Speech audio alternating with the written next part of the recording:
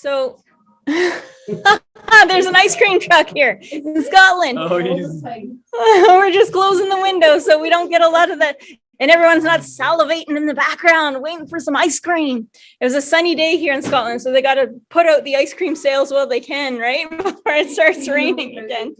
Yeah. Wonderful. Okay, so we are going to go live here to YouTube.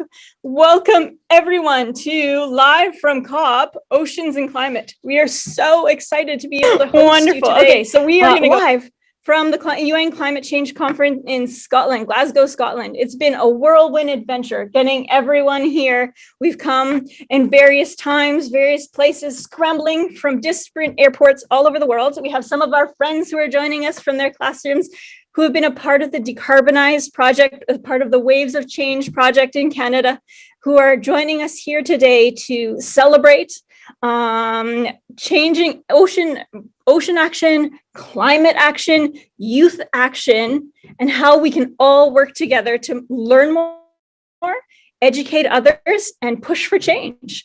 I'm so excited to welcome you today. We have some of our partners joining us. We have schools from over 30 countries have signed up. Now, I know they're not all here live in the room. Some are on YouTube, just like our friends here in Scotland have to join our YouTube stream instead of our live Zoom event. But we have some of our friends who work at CGE who are also on YouTube, and we'll be bringing those questions and comments into this meeting. So don't worry, if you're over there, feel free to ask questions. We'll get them in. And if you're here in this room, in the Zoom meeting, ask your questions in the chat, raise your hand. We would love to have you join us. Now, Terry, I'd like to welcome, do you have anything you'd like to add before we throw over to our fabulous students? Well, I just want to say that whether we are going from coast to coast to coast in Canada, or we're going from continent to continent to continent in the planet, the oceans is something that we all share. You know what I mean? A drop of water does not stay in the Pacific forever. It goes, and the pollution also makes its way, and the animals and the vegetation and all of that, it makes its way into the air, breathe, and ultimately that's why oceans is a huge topic here at the United Nations Climate Change Conference. And as the delegates have come from well over, 140 different countries have sent delegates who are going to be here in this decolonize Waves of Change project. We have over 54 countries, and we have a small sampling of those students who are with us right now. So Sarah and I are both from Canada. And these young ladies? Hello, I'm Sophie. I'm from Argentina, and I'm here to represent South America. And hi, my name is Nyla. I am currently living in California. Amazing. Now, we are joining from all over the world.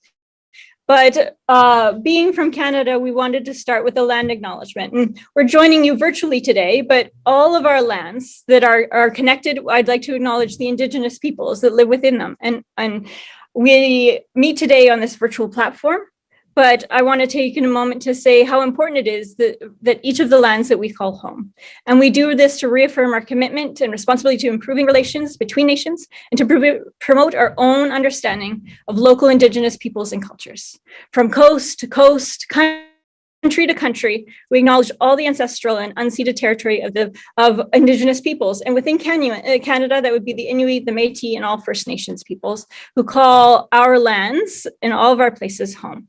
So starting with that land acknowledgement, now I know that you each have special interests. Before we throw over to our special guests, our wonderful students who are joining us here from various countries, tell me a bit. I know, Nyla, you have an amazing podcast series that you podcast, like a webcast series that you'll all need to check out. Go to her Twitter. We'll share it in the chat afterwards. But tell me about your particular interest in oceans. So I think that oceans is definitely a safe space for me. And I think that oceans in general are able to give so much life, and like most of our planet is made up of oceans, and it's appalling because only 2.2% of our oceans are protected, which is crazy when you think of how massive our Earth is and how much water on our Earth, and it turns out only 2.2% are protected. So yeah. I did not know that. That is so powerful. Yeah.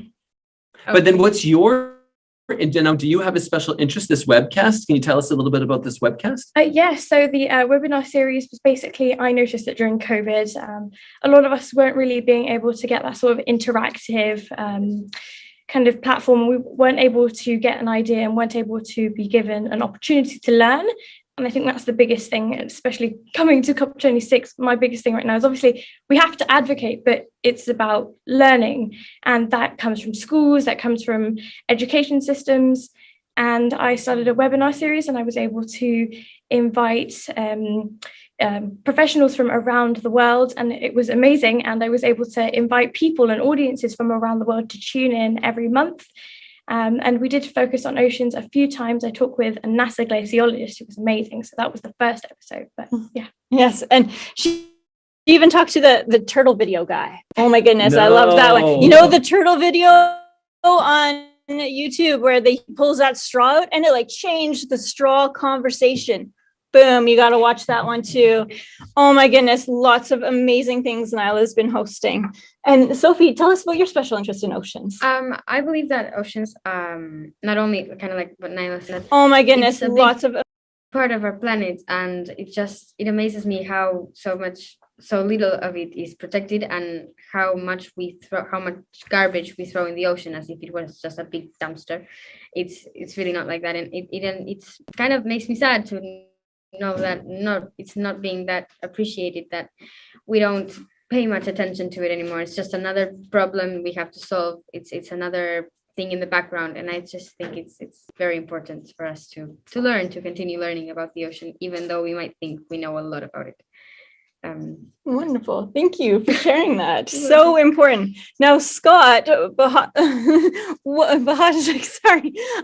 Welcome. You are the Director of Youth for OceanWise, and a key part of our project here at COP, and bringing schools together across Canada, coast to coast to coast, as Terry was saying, to talk about our ocean health around Canada, but really can extend across all the sort of the oceans. And I would love to introduce you and your organization and have you talk a bit about the work that you're doing. Yeah, good morning, everyone. Thank you very much, Sarah and Terry. Really appreciate the invite, and this is just a wonderful event. Actually, I should just start my timer just to make sure that I don't go too far over time. But yes, good morning, everyone. It's a pleasure to be here. My name is Scott Bohachik. I'm the Director of Youth, as Sarah said. And I won't speak too much about OceanWise, actually, because I think Daphne is going to do a great job of kind of explaining the conservation portfolio, and you will meet Daphne right away. But before I begin, I would like to acknowledge that I live in Vancouver, where I work, play, and learn on the shared unceded traditional territory of the Musqueam, Squamish, and Tsleil-Waututh First Peoples. So really, thank you for being here today. This is an incredibly important moment in history as we grapple with the fight against climate change. By joining your peers here today, you are demonstrating the commitment and creativity and hope that we can still minimize the impact of climate change for future generations. Now, I was recently home in my hometown of Edmonton, and I spent some time with my two nephews who are 4 years old and 2 years old. And did you know that someone born today would likely be planning to retire in 2080? That's a bit weird to think about, isn't it? You know, we have 2030 as one of the main targets for the SDGs and for the UN Decade on Ocean Science. But my nephews are 4 and 2. You know, what changes are they going to experience in their lifetimes? Can you imagine what 2080 looks like? We really don't know what 2030 will look like, do we? And so make no mistake, the next 10 years are crucial. They're absolutely crucial. But we must also remember that people born today and young people today, you, are going to face challenges that are even more complicated than what we might face right now. I also think it's important to remember in a global context that the world is home to the largest generation of young people in history, 1.8 billion people. And close to 90% of young people live in developing countries where they constitute a large proportion of the population. And connected to each other like never before, young people want and already contribute to the resilience of their communities, proposing innovative solutions, driving social progress, and inspiring political change.